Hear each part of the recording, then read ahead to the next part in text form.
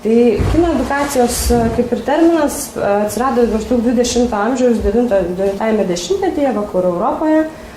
Ir be abejo, kino edukacija kaip reiškinys atsirado kaip atsakas, ar ne, į visuomenėje vykstančius technologinius, socialinius pokyčius. Kas atsitiko? Iš tikrųjų, pirmiausia, mes pradėjome mąstyti, ką reiškia būti raštingam, ne, 20 amžiaus pabaigoje ir šiais laikais.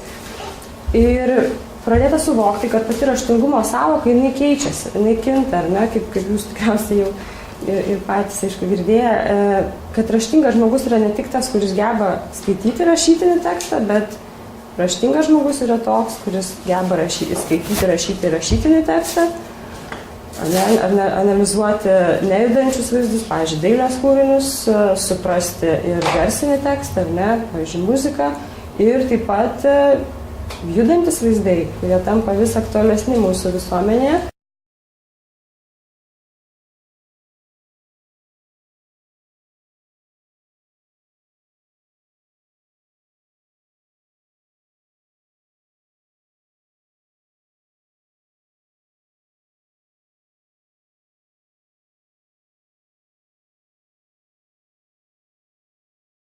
Iš tikrųjų, kino edukacija veikia tokiomis trimis kaip ir kryptimis, arba remiasi tokiais trimis esminiais poliais, ar ne? Tai yra filmų analizė, gebėjimas analizuoti filmų, štai, pavyzdžiui, jūs rodydami ekranizaciją, ar ne?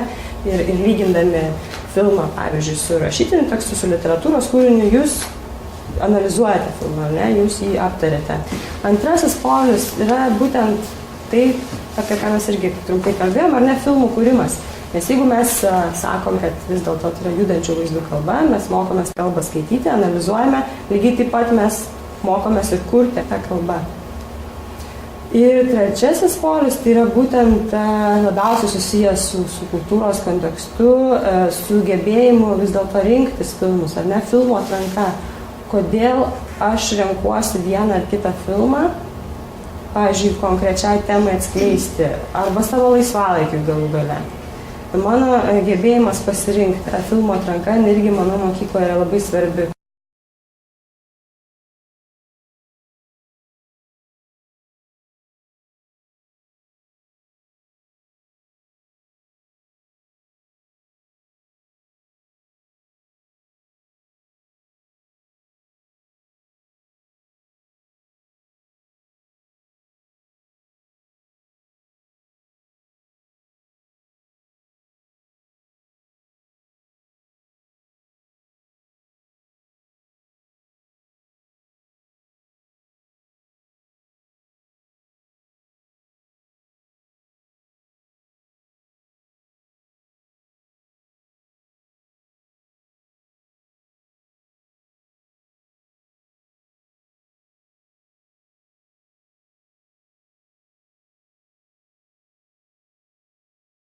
Kai jūs prisijungsite, ar ne, Lietuvos kino centro puslapyje, bus tiesiog galimybė prisijungti prie kino edukacijos bazės. Ten pasižiūrėti, pavyzdžiui, bus edukacija, kino populiarinimo skiltis, tuomet edukacijos skiltis, tuomet kino edukacijos ugdymo bazė. Einate į kino edukacijos ugdymo bazę ir štai jums yra dvi galimybės eiti į mokymo resursų puslapį. Jeigu jūs būtumėt atsijungę, pavyzdžiui, mes atsijungiam dabar, jūsų prašytų šių duomenų. Kino edukacijos ugdymo bazė ir kadangi jūs neturite dar savo kodą, tuomet jūs spaudžiate langelį registruotis ir registruojatės joje.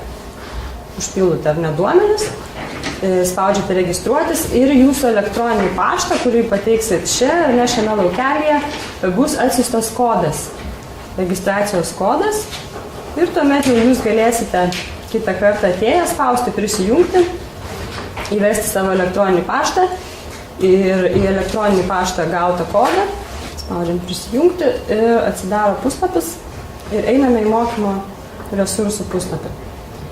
Štai čia matome filmai, kurie suskirstyti būtent pagal ar ne amžiaus grupės, 5-8 klasės, 9-10 ir 11-12 klasės. Bet vis dėlto labai rekomenduotumėm persižiūrėti filmą prieš rodant jį savo klasę. Na ir dabar, pavyzdžiui, mes einame ar ne, pasirenkame filmą saga, animacinis filmas, 5 minučių trukmės beje, kartais pamokos paįvairinimui, manau, čia jau tikrai atsirastų laiko. Ir štai matome, kad yra saga, yra metodinė medžiaga 5-8 klasėms ir metodinė medžiaga 9-10 klasėms. Įdėta. Ir mes ją spaudžiame ir galime atsiųsti ją mums Wordo formatu. Čia yra nuotraukų galerija, nes metodinėje medžiagoje būna nurodyti kadrai. Pavyzdžiui, užduotis ir tada, tarkim, yra štai tokie kadrai, tada jūs tiesiog spaudžiate ant to kadro, atsistojate ir kartu su mokiniais galite analizuoti, pavyzdžiui, šį kadrą.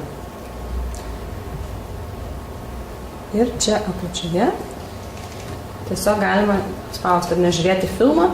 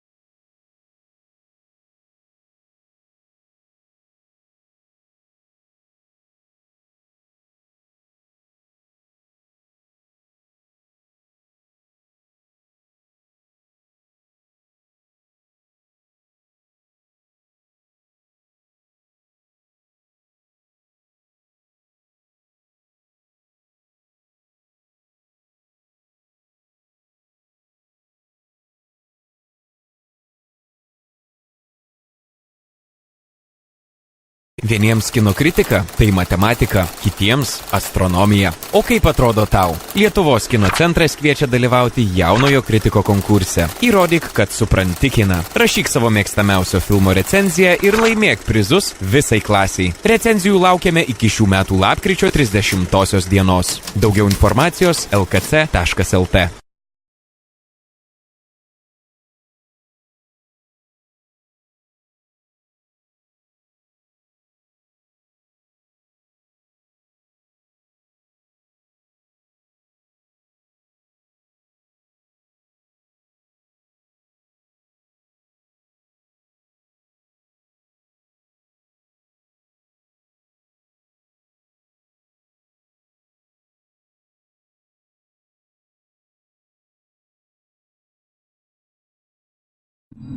Pavargę visą dieną besivaikydami žvėris, medžioklės dalyviai nutarė negrįžti tą pat vakarą į Trakus ir pasirinko poilsiui vietą tarp Neries ir Šventyklos, toj vietoj, kur neseniai buvo sudegintas kunigaikštis Šventaragis. Pasistatę palapines, pasistiprinę žvėrieną ir medumi, medžiotojai sumigo. Bet kunigaikštis ilgai negalėjo užmigti.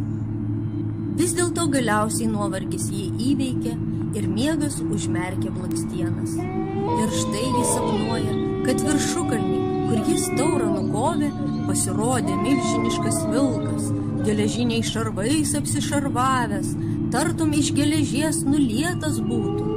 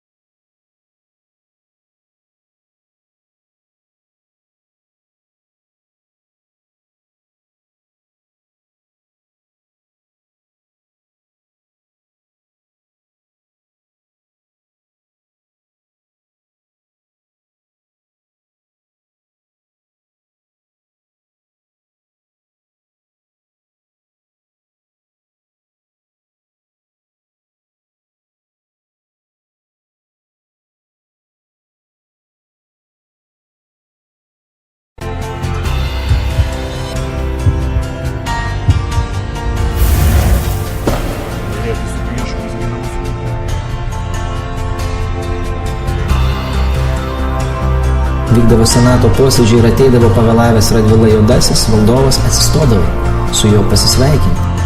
Kino kelionė Radviliada. Kinuose nuo rugpjūčio 29 dienos.